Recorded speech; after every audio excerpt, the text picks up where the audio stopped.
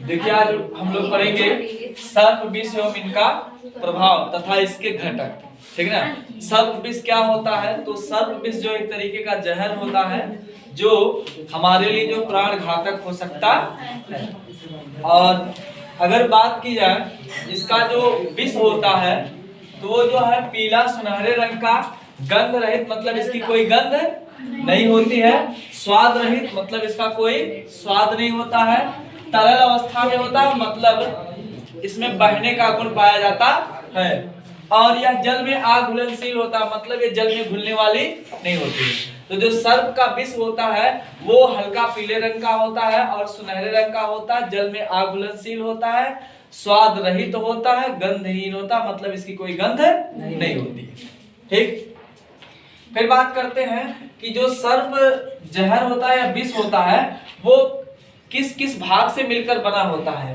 तो जितने भी जो है सांप होते हैं उनमें जो है आप देखेंगे कि जो है सांप काटने के बाद जो है व्यक्ति का दिमागी संतुलन थोड़ा सा बिगड़ने लगता है ना, और उसके शरीर का जो संतुलन होता है वो बिगड़ने लगता है, हार्ट बीट वगैरह दुष्प्रभावित होने लगता है। तो अलग अलग प्रकार के भागों को प्रभावित करने के लिए अलग अलग प्रकार के घटक पाए जाते हैं उसके विष में। बस नहीं, उसके विष में जो है हमारे शरीर के अलग अलग प्रकार के भागों को जो है प्रभावित करने के लिए अलग अलग प्रकार के घटक पाए जाते हैं। अब उसमें बात करते हैं तो उसके घटक या भाग जो होते हैं उसके विष में क्या क्या पाया जाता है। तो ये सब एंजाइम होते हैं। ठीक है ना। घटक जो होती है क्या होते हैं? एंजाइम होते हैं। और एंजाइम का मतलब हम कह सकते हैं एक तरीके से केमिकल होते हैं। क्या होते हैं? केमिकल। ठीक है ना। तो इसमें जो है प्रोटियोलाइसिस और हीमोरहैगिन, न्यूरोसाइटोलाइसिस, कार्डियोटॉक्सिन्स, एंटीबैक्टीरियोसाइडम। ठीक है ना। ये जो है इसके विष में पाए जाने वाले घटक या भाग हैं। अब देखिए प्रोटियोलाइसिस जो होता है इसके चलते जो है हमारे कोशिकाओं और ऊतकों में क्या होता है? सूजन होता है और साथ ही जो है दर्द होता है। ठीक है ना। मतलब हमारे आपके शरीर में जो क्या होगा? दर्द होगा और सूजन है। फिर जो है बात करते हैं हीमोरहैजिन। ये जो होता है आप इसमें देखेंगे कि हीमोग्लोबिन से मिलता जुलता नाम इसका है ना। तो ये जो है रक्त कोशिकाओं को नष्ट करके रक्त स्रावण के लिए जिम्मेदार होता है।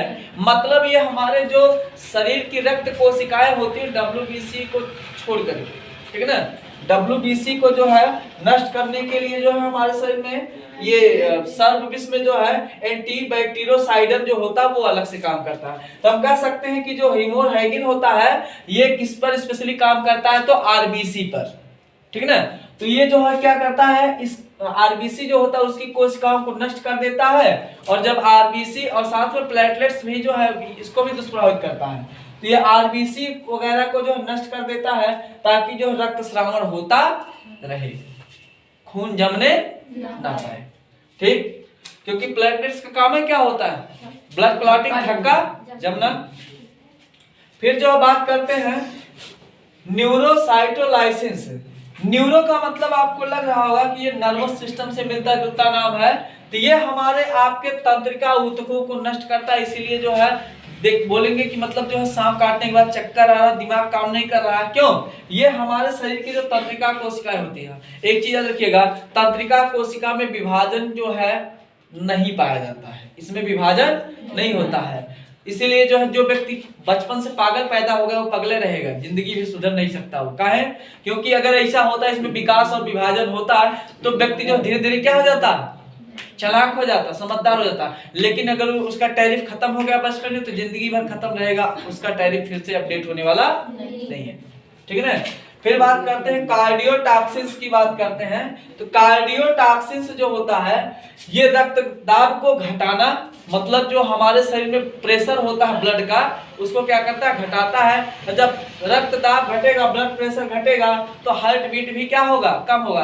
क्योंकि हमारा जो ब्लड प्रेशर होता है जितने तेज हार्ट बीट करेगा उतने तेज रक्त दौड़ेगा, और जितने धीरे हार्ट बीट होगा उतने कम स्पीड से दौड़ेगा।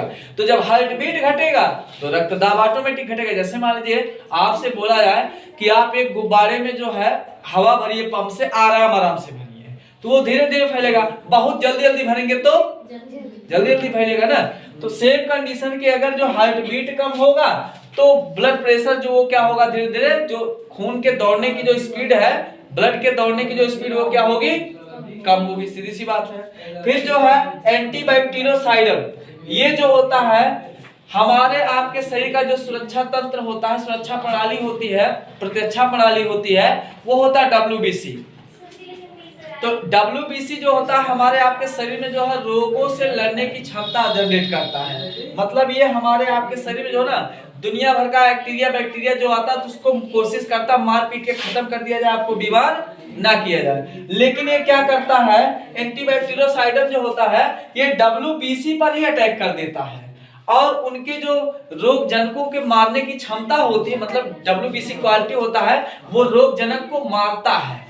अब ये क्या करेगा, उसकी क्षमता को क्या करता है, धीरे धीरे घटा देता है। मतलब उसकी जो भक्षण क्षमता होती है, रोग जनकों को नष्ट करने की क्षमता होती है, उसको ही क्या करता है, घटा देता है। ठीक है, तो ऐसे में जो है हमारे शरीर की प्रक्रिया जो होती है, सुरक्षा प्रणाली जो होती है वो क्या होती है, बाधित हो जाती है। एक चीज और याद रखिएगा कि जो सांप होता है, ये क्या होता है WBC जो होता है, इससे जो है आप देखेंगे जैसे मान लीजिए हमारा शरीर है, ये मान लेते हैं, अगर हम ये मान लेते हैं हमारा हाथ है, तो हाथ में मान लीजिए हमारे आपके शरीर में जो बंद प्रकार का रुधिर परिसंचरण पाया जाता है। बंद प्रकार का रुधिर परिसंचरण मतलब क्या, नलिकाओं में, नलिकाओं के बाहर, नलिकाओं में। अब जो है WBC तो जो है इसी नलिका में बहेगा ना, है?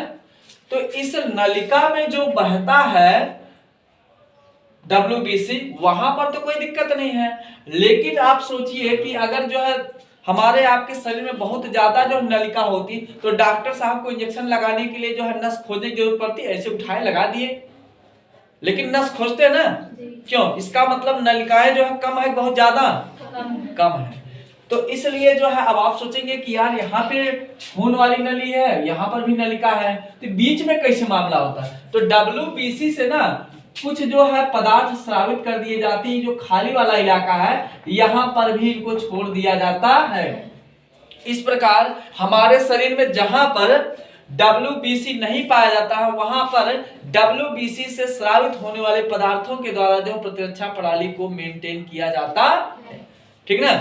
फिर बात करते हैं कि सर्प विष का उपचार कैसे किया जाए। जैसे मान लीजिए किसी व्यक्ति को सांप काट लिया है, तो सांप काटने के बाद एक चीज ध्यान दीजिएगा कि उसके विष को जो है ऐसे तैसे करके किसी भी तरह से जो है हृदय तक पहुंचने से रोका जाए। मतलब सीधा सीधा ये है, जहां पर सांप ने काट रखा है उसके अंदर, मतलब हृदय की तरफ, जैसे मान लीजिए यहाँ पे काटा है तो यहाँ पे है ना, उस स्थान पे उसके और अंदर 2 से 3 जगह आप बांध दीजिए और उस व्यक्ति को थोड़ा सा गर्म रखिए, मतलब उसका शरीर जो है ठंडा ना होने पाए। ठीक है ना। तब जो है उस व्यक्ति को जो है थोड़ा सा बचने का ज्यादा से ज्यादा चांस होता है।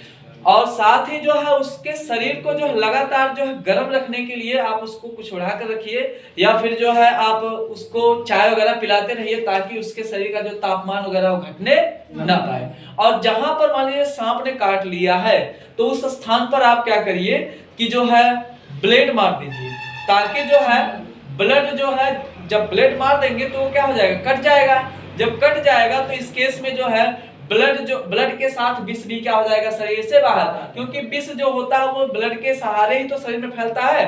अब पता लगा ब्लड जो है नलिकाओं के सहारे जा रहा था, आपने मान लीजिए काट दिया, चीरा मार दिया वहां पे, तो जहां पे उसको प्रेशर, जहां पे उसको मतलब मेहनत करके जाना होगा, ब्लड को प्रेशर मिलेगा वहां जाएगा, जहां उसको खुला मिलेगा वहां जाएगा, खुला मिलेगा ढलान की तरफ। तो जब आप चीरा मार देंगे ना तो वहां पे क्या होगा कि ब्लड के साथ जो है विष भी क्या आ जाएगा, शरीर से बाहर आ जाएगा।